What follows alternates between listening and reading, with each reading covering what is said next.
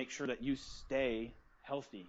And for everybody, that's going to be different. You know, if you're fairly sedentary and you like to just go out on walks and garden, well, chances are you won't have to put in quite as much work as someone that's an Olympic lifter and goes to CrossFit competitions and beats the tar out of their body. Yeah. Everybody's got different demands. So, and because people always ask me all the time, well, do I do these exercises forever? I'm like, well, no. But we need to have enough stimuluses in your life that maintain what we've gained. And that might mean you do these exercises forever, but maybe you don't need to do glute bridges because you're in the gym and hip thrusters. That's probably going to maintain your hip health to a degree along with some other things. But if all you do is garden, chances are pulling a carrot out of the ground is not going to keep your hips healthy. So, yeah, you might have to do some clamshells or whatever the case may be. Yeah. I don't know if that makes sense, but no, it makes sense. You know, those are the conversations that we just have to the only way to know is to do it for a little while. And if things are going in the right direction, then we just keep going with it. Otherwise, we got to alter the dosage or the frequency or whatever the case may be. Awesome. I wanted to actually ask you, switching gears a little bit, I wanted to ask you, what are your workouts like right now? What is your movement practice like? A lot of farmer's carries to pick up my kid and hip hinging to put him in the cradle. And, yeah, they've been a little scant in the last couple of weeks. I've finally started getting back into it about 2 weeks ago. I've had a little time, and I felt comfortable taking 30 extra minutes after my work to leave my wife with a child all day. But generally speaking, last year is probably a better way to talk about this. I spent a ton of time last year just stiffening my spine up a little bit, and that probably sounds scary to some people, saying, "Oh, you stiffen your spine," but creating some stability there is probably a more relatable word. But I did a lot of big body movements, such as pushing sled, dragging sleds, farmer's carries in different variations, because of my own spinal history with a couple of those disc injuries and changes. So I wanted to make sure, as I got more and more into golf, which is like my primary hobby right now, that my spine was stiff enough to withstand those forces, and I could really train my hips to create power, to transfer that up to my arms down into the club head, and launch the ball on the golf course and make my friends cry. So that's the goal right now. Is that's awesome. Like the other day, I was working on using my hips to throw the medicine ball and drag the sled laterally and develop some hip power, and that's a big chunk of what I do. And throwing an occasional Metcon to stay in shape. Totally. And here and there, get out and jog a few miles. I'm not a big runner, but I tolerate it. And but I try to mix it up. But I do like to pick up heavy things and set them down multiple times. That's pretty fun. And aside from formal structured training, like, what's some things that you do at home? Like, do you have like a mobility practice? Do you have something you do around the house, or integration where you integrate movement into your everyday life? Aside, I mean, right now you got a kid, so you're always moving, but absolutely. Generally speaking, my partner and I, obviously for us, we get to play with our techniques a little bit, so we tend to try new things, and I'm not. Once you give me the principle, I own them. I like to see if I can't merge things or create new things. So I'm always trying to guinea pig my partner and I on certain things. So we'll either needle each other or scrape or ART, or I've learned some functional range conditioning from Andrea Spina, who's a chiropractor from Canada, recently, and so his course was really cool. And so I've been tinkering with some of those pieces at home for my own hip mobility, because my big thing right now, again, my goal is golfing. So I know what the prerequisites are for that. So I'm working on those things. So generally speaking, awesome. I try to package in 5-10 minutes here and there throughout the day, because most of the time I just don't have 30 minutes to sit down and just do one thing. But if you break it up into chunks, you can certainly get a large bit of it done throughout the week. I like asking these questions because I like to show people that just like them, we go through some similar struggles. Like, we're not above anyone. We're working almost on the same journey, but we may be on at a different place in that journey, but we're in the similar path. So it was great hearing that. You sound like a regular human being. Oh, People can relate to that. No doubt. I mean, like it gets is, when you ask people to do a handful of stretches and corrective exercises, you don't have to lay it out in 15 minutes. Like, okay, brush my teeth. Yeah. I'm gonna do this. I mean, some people, they need that structure and they love it. But I tell people, like, dude, just do this before you get to the gym 5 minutes earlier before you do your WOD and knock this crap out. Like, and be purposeful. Don't just go in there and do it choreographed, but get in there and take care of it. And find, if you're pumping gas, put your stinking foot on the curb and stretch your damn calf.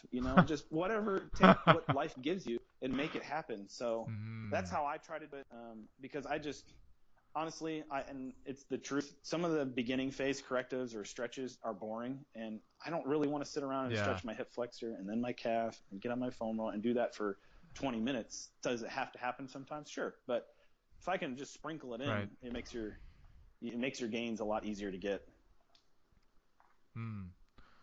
On that note, I wanted to ask you this one more question, and that's I asked a lot of my guests this question. So the Native Americans have this idea that if you're going to act, always perceive a place where you're going to leave an impact for 7 generations to come.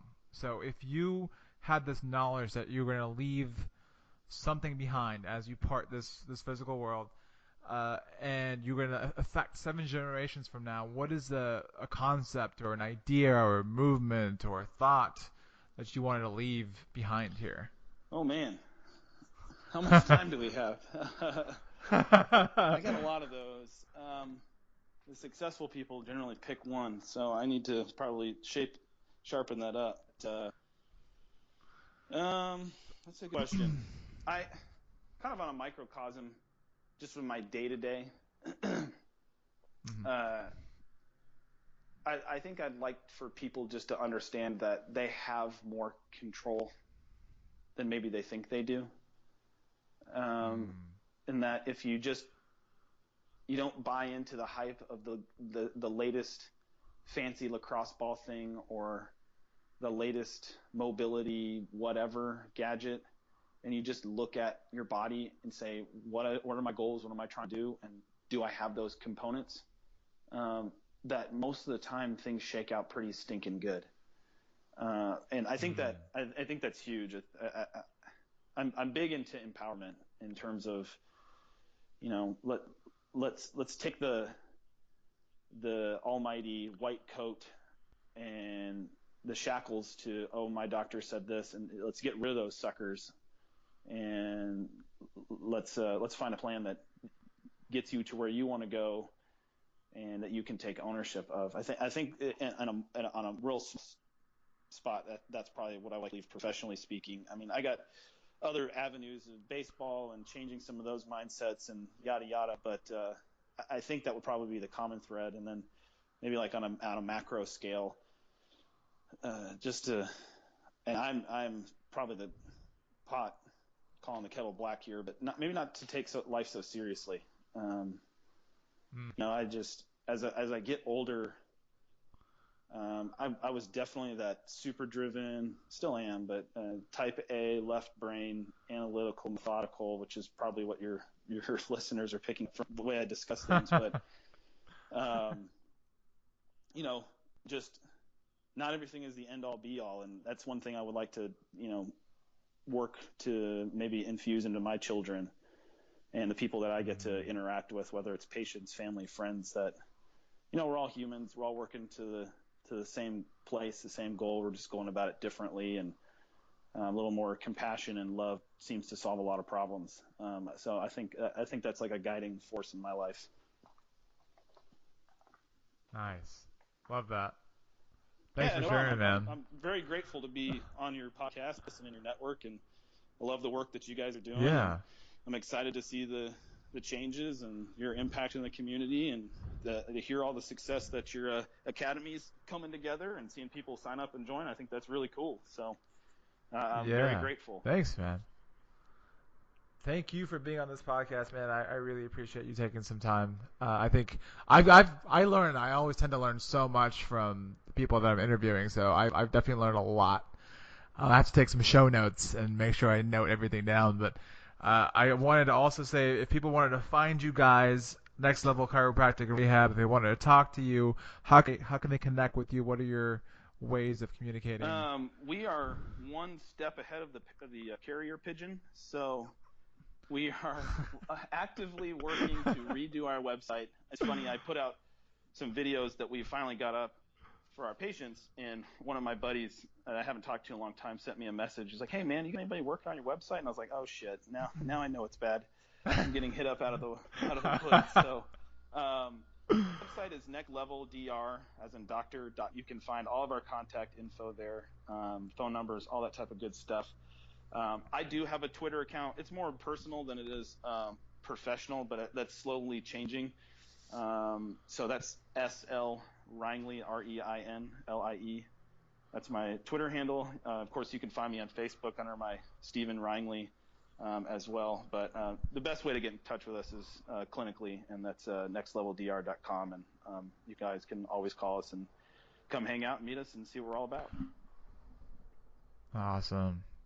So guys, if you're wanting to see a really holistic perspective and experience a holistic perspective of your own body, I'd highly recommend seeing Steven and his team.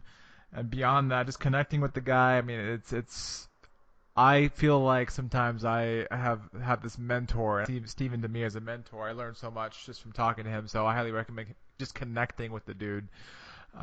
Thank you again, Steven, for being on the podcast, man. And hopefully we'd love to have you again. Absolutely, it's my pleasure.